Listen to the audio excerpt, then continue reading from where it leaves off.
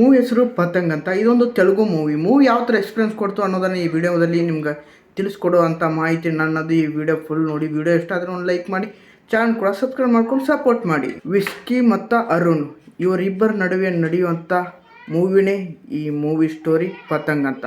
ಕನ್ನಡ ಭಾಷೆಯಲ್ಲಿ ಗಾಳಿಪಟ ಅಂತ ಬಿರುದು ಬರುತ್ತೆ ನಮ್ಮ ಕನ್ನಡ ವಾಕ್ಯದಲ್ಲಿ. ಪತಂಗ್ ಈ ಮೂವಿ ಯಾವ ಥರ ಎಕ್ಸ್ಪೀರಿಯನ್ಸ್ ಕೊಡ್ತು ಅನ್ನೋದನ್ನು ಈ ವಿಡಿಯೋ ಮೂಲಕ ನಿಮ್ಗೆ ಹೇಳೋ ಪ್ರಯತ್ನ ನನ್ನದು. ಈ ಮೂವಿ ಯಾವ ಥರ ಎಕ್ಸ್ಪೀರಿಯನ್ಸ್ ಕೊಡ್ತು ಅಂತಂದರೆ, ಮೂವಿ ಮಾತ್ರ ಚೆನ್ನಾಗಿದೆ ಗುರು, ನೋಡ್ಬೋದು. ಒಂದೀಟು ಬೇಸರ ಆಗಲ್ಲ.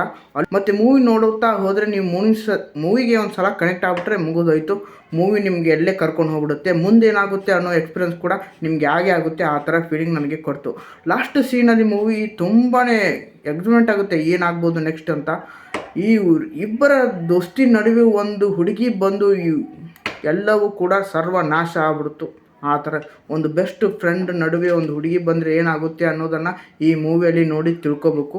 ಆ ಥರ ನಿಮಗೆ ಎಕ್ಸ್ಪೀರಿಯನ್ಸ್ ಕೊಡೋದ್ರಲ್ಲಿ ಈ ಮೂವಿ ಸಕ್ಸಸ್ ಆಗಿದೆ ಅಂತ ಅನ್ಬೋದು. ಮೂವಿ ಮಾತ್ರ ಒಂದು ಅನ್ಬೋದು. ಈ ಮೂವಿ ಯಾವ ಥರ ಕತೆ ಇದೆ ಅಂತ ಅನ್ನೋದನ್ನು ನೀವು ಮೂವಿಯಲ್ಲಿ ನೋಡಿ ತಿಳ್ಕೊಳ್ಳಿ. ಮೂವಿ ಅಷ್ಟೊಂದು ಕತೆ ಹೇಳ್ಬಿಟ್ರೆ ನಿಮಗೆ ಸ್ಪಾಯ್ಲರ್ ಆಗಿಬಿಡುತ್ತೆ. ಮುಂದೆ ನೋಡೋ ಮೂವಿ ಇಂಟ್ರೆಸ್ಟ್ ಕೂಡ ಹೋಗ್ಬಿಡುತ್ತೆ. ಆ ಥರ ಎಕ್ಸ್ಪೀರಿಯನ್ಸ್ ಕೊಡುತ್ತೆ. ಅದಕ್ಕೆ ಹೇಳ್ತಾ ಇರೋದು, ನೀವು ಮೂವಿನೇ ನೋಡಿ. ಮೂವಿ ನೋಡಿದ ಮೇಲೆ ನಿಮಗೆ ಗೊತ್ತಾಗುತ್ತೆ ಮೂವಿ ಯಾವ ಥರ ಇದೆ ಅಂತ.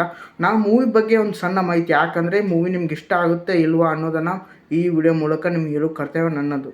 ಮೂವಿ ನೀವು ಕೊಟ್ಟಿರೋ ಟೈಮ್ ಕೂಡ ವಸೂಲಿ ಆಗಬೇಕಂದ್ರೆ ಈ ಮೂವಿ ನೋಡ್ಬೇಕಾ ಇಲ್ವಾ? ಮೂವಿ ನೋಡ್ಬೋದು, ಚೆನ್ನಾಗಿದೆ. ಒಂದು ಒಳ್ಳೆಯ ಡಬ್ಬಿಂಗ್ ಮೂವಿ ಅಂತ ಅನ್ಬೋದು. ಒಂದು ಲವ್ ಸ್ಟೋರಿ.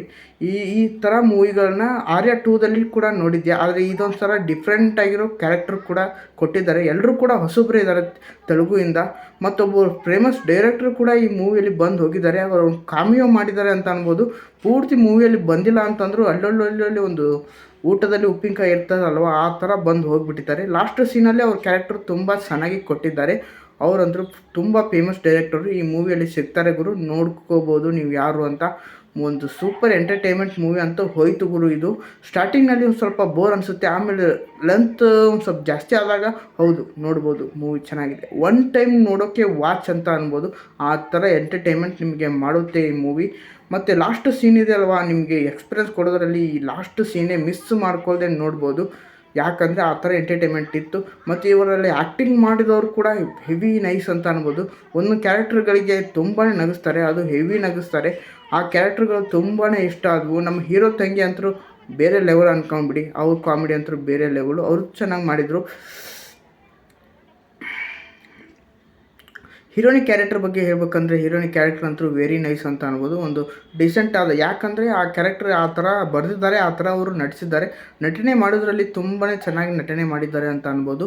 ಅವ್ರ ಕ್ಯಾರೆಕ್ಟರ್ ತುಂಬ ಯೂನಿಕ್ ಆಗಿದೆ ಅಂತ ಅನ್ಬೋದು ಗುರು. ಒಂದೀಟು ಬೇಸರ ಆಗಲ್ಲ. ಅವರು ಡಿಫ್ರೆಂಟ್ ಆಗಿರೋ ಅವರು ಯಾವ ಥರ ಇರ್ತಾರೆ ಅಂತಂದರೆ, ಒಂದೊಂದು ಸಣ್ಣ ವಿಷಯ ಕೂಡ ಚೂಸ್ ಮಾಡ್ತಾರೆ. ಇದನ್ನು ಮಾಡಿದ್ರೆ ಏನಾಗುತ್ತೆ ಮುಂದೆ, ಆ ಥರ ಚೂಸ್ ಮಾಡೋ ಕ್ಯಾರೆಕ್ಟರ್ ಇದು.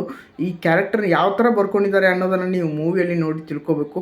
ಮೂವಿ ಮಾತ್ರ ಫನ್ ಎಂಟರ್ಟೈನ್ಮೆಂಟ್, ಅದರಲ್ಲಿ ನಿಮ್ಮ ಟೈಮ್ ವಸೂಲಿ ಆಗುತ್ತೆ. ಒಂದು ಟೈಮ್ ನೋಡೋಕ್ಕೆ ವಾಚ್ ಅಂತ ಅನ್ಬೋದು. ಇದೇ ಥರ ವೀಡಿಯೋಸ್ ಆಗಿ ಚಾನಲ್ ಕೂಡ ಸಬ್ಸ್ಕ್ರೈಬ್ ಮಾಡ್ಕೊಂಡು ಸಪೋರ್ಟ್ ಮಾಡಿ. ಮೂವಿ ನೋಡಿ ಚೆನ್ನಾಗಿದೆ, ಒಂದು ಲೆಕ್ಕಕ್ಕೆ ಬೆಟರಾಗಿದೆ, ಹೋಗಿ ನೋಡಿ ಅಂತ ಹೇಳ್ತಾ, ಮೂವಿ ಎಲ್ಲಪ್ಪ ಸಿಗುತ್ತೆ ಅಂತಂದರೆ ಅಮೆಜಾನ್ ಪ್ರೈಮಲ್ಲಿ ನಮ್ಮ ಕನ್ನಡ ಭಾಷೆಯಲ್ಲೇ ಕೂಡ ಮೂವಿ ಇದೆ. ಅದಕ್ಕೆ ಕನ್ನಡದಲ್ಲೇ ನೋಡಿ. ಎಷ್ಟೋ ಜನ ಕನ್ನಡದಲ್ಲಿ ಈ ಮೂವಿನ ಮಿಸ್ ಮಾಡ್ಕೊಂಡಿದ್ದಾರೆ, ಹೋಗಿ ನೋಡಿ, ಕನ್ನಡದಲ್ಲೇ ಬಂದಿದೆ ಅಂತ ಹೇಳ್ತಾ ನೆಕ್ಸ್ಟ್ ವಿಡಿಯೋದಲ್ಲಿ ಸಿಗೋಣ ಗುರು. ಬಾಯ್. ನೆಕ್ಸ್ಟ್ ವಿಡಿಯೋದಲ್ಲಿ ಇದೇ ಥರ ಡಿಫ್ರೆಂಟ್ ಆಗಿರೋ ಮೂವಿ ಜೊತೆಗೆ ನಿಮಗೋಸ್ಕರ ಬಂದು ಸಿಗ್ತಾ ಇರ್ತೀನಿ ಅಂತ ಹೇಳ್ತಾ, ಸಬ್ಸ್ಕ್ರೈಬ್ ಮಾಡಿ ಇಟ್ಕೊಳ್ಳಿ. ಡೈಲಿ ವಿಡಿಯೋಗಳು ಬರ್ತಾ ಇರುತ್ತೆ. ಅರ್ಥ ಆಯಿತು ಅನಿಸುತ್ತೆ.